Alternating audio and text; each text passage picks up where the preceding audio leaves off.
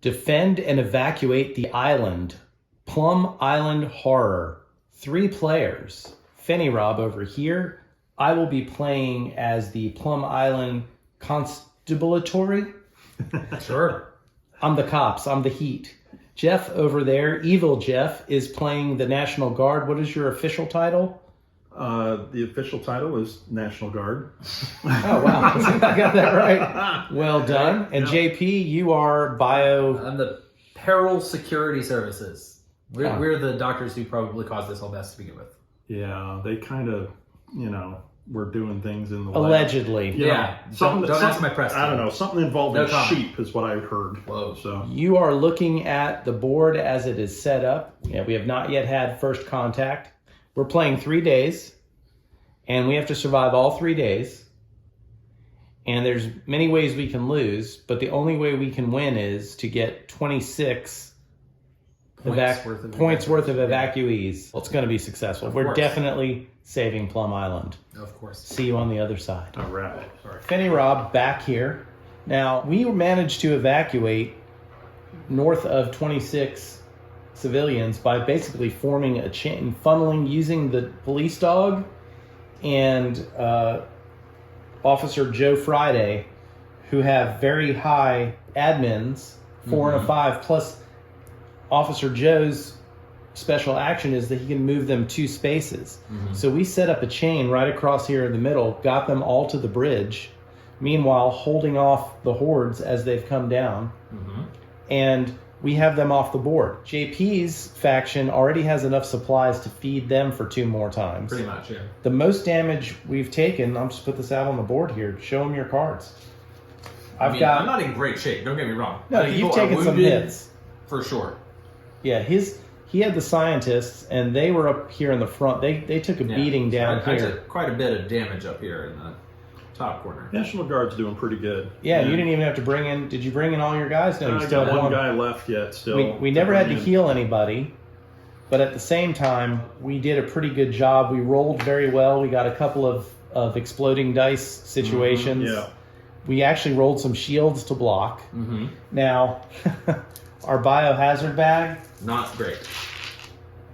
A lot of red and yellow, and we were definitely into the reds, but I'm not sure that we couldn't have held on here for that much more time. Yeah. I think easily, because again, we would not have to spend our actions any further. Yeah, we don't have to worry about evacuation. civilians anymore at this point. The rest of them could die. We don't have to worry about repairing stuff. True. We basically just need to make it so that all of us had at least one person alive. Enough food to feed one person through the final night. And Right. we'd be good.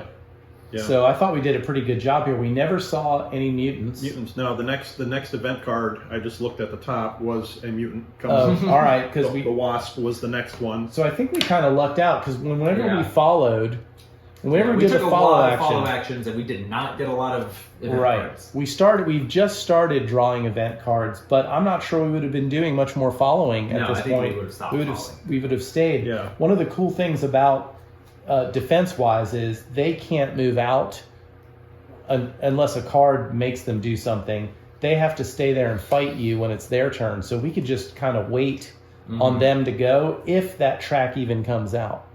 So, I mean, that's basically our recap so far. We're calling it and saying that we were gonna survive.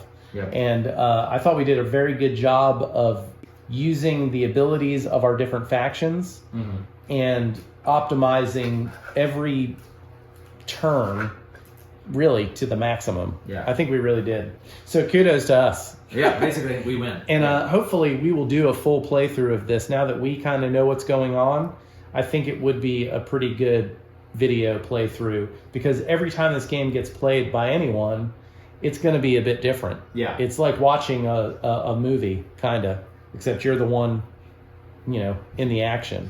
with monsters eating your face off the whole time. So quick thoughts while we're on the camera here. I like it. I think I would have liked our play to have gone faster, but I think the first time you're playing through it, there's so many little rules you got to figure out.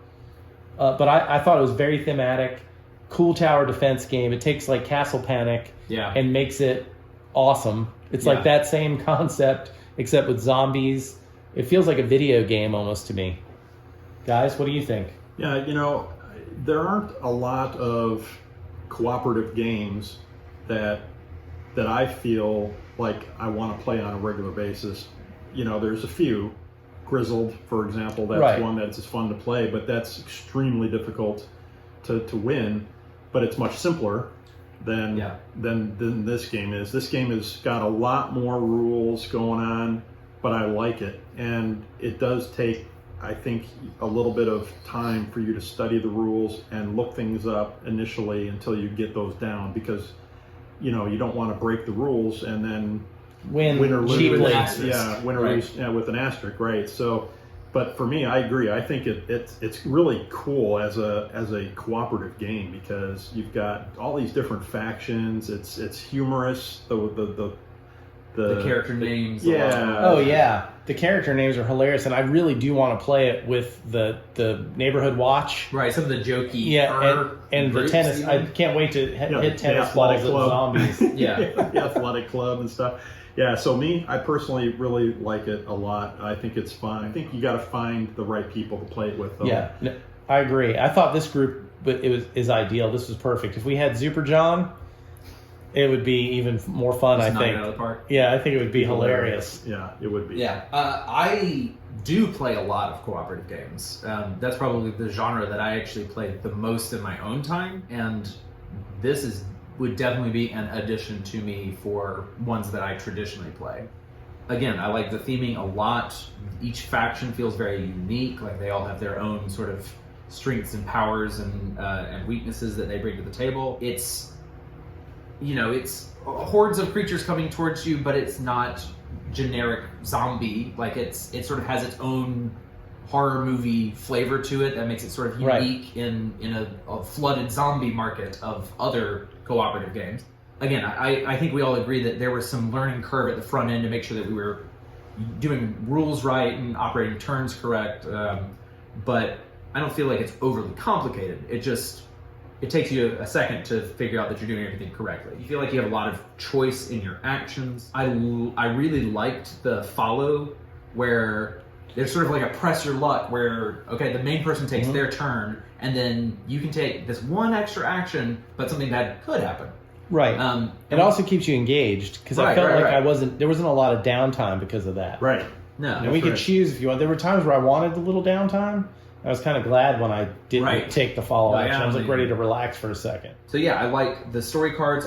We came across several that had interesting little character development, or there was one where it was VIPs. like, if the donut shop was open, then you can diffuse this whole situation. Right, the and just get bikers. some food. That's right. And then I was like, at one point, my captain, who is the leader, the inspirer of everyone, whose admin is only a 3 compared to some of the other ones, which is hilarious. Yeah. He calls in an airstrike, Just boom, and takes out like a whole stack that was almost killing your gas mask guy wherever he ended up going. But I mean, there was the little stories. It kind of reminded me of the Crossroads stuff from Dead of Winter. Yeah.